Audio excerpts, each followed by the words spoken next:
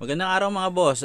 Para sa video natin ngayon, no, Yamaha Mio Gravis 125, no. So may dinala sa amin dito sa shop, hindi umaandar, no. So tinulak lang yung motor.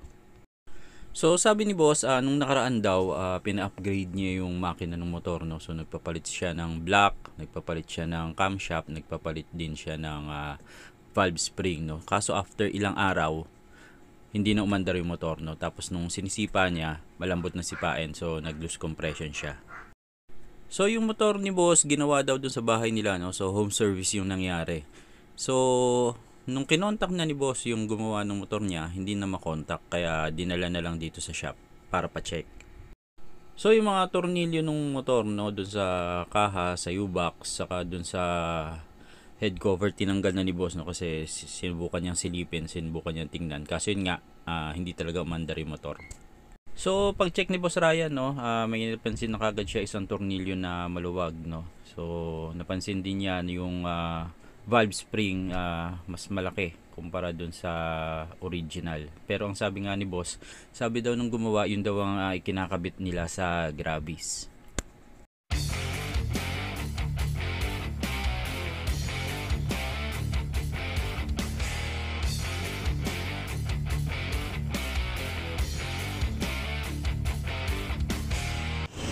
Hindi rin sumasama yung cam eh. Oh. Opo.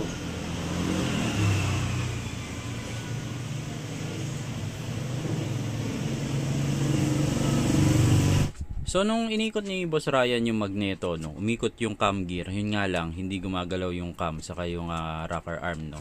So bukod dun sa isang tornilyo na maluwag, maluwag din yung tornilyo dun sa cam gear, maluwag din yung tornilyo dun sa adjusting screw, no. So maraming tornilyo ang hindi nahigpitan nung unang gumawa.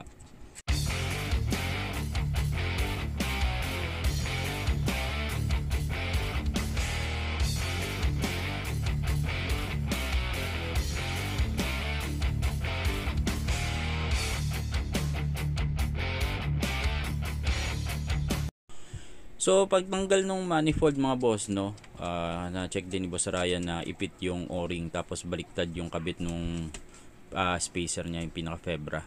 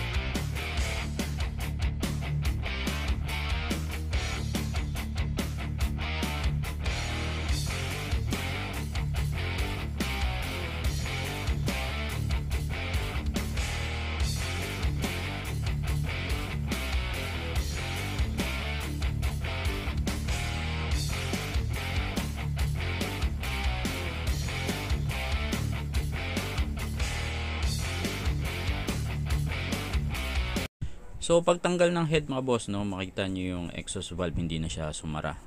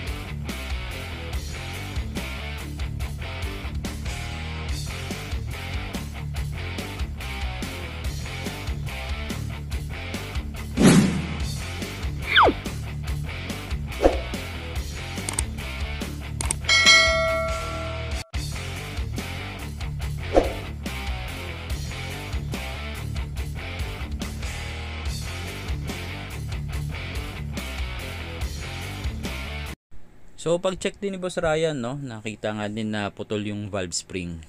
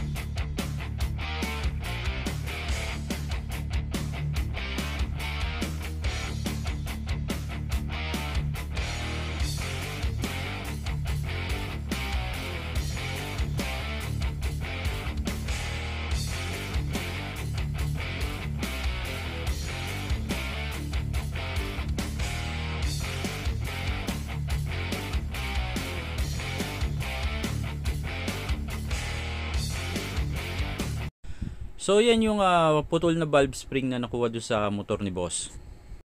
So yan naman yung cam gear, so sira rin siya mga boss. Yung o-ring, so yun, nagkaipit-ipit din siya, tapos nagkapingas-pingas na. Saka yung camshaft, no, so lahat yung mga damage parts papalitan niya mga boss. So yung nasa kaliwa yan yung original na valve spring ng Mio Gravis, no. Tapos yung nasa kanan naman, yan naman yung racing valve spring na kinabit nila. So mas mataas ng konti yung racing valve spring, mas matigas din. Yun nga lang yung diameter, mas malaki yung kinabit nila kumpara dun sa original. So yan yung mga ikakabit na pyesa mga boss, no, Yamaha genuine parts, no. So ang gagawin diyan, papalitan yung mga damaged parts, tapos ibabalik yung original na black set ni boss.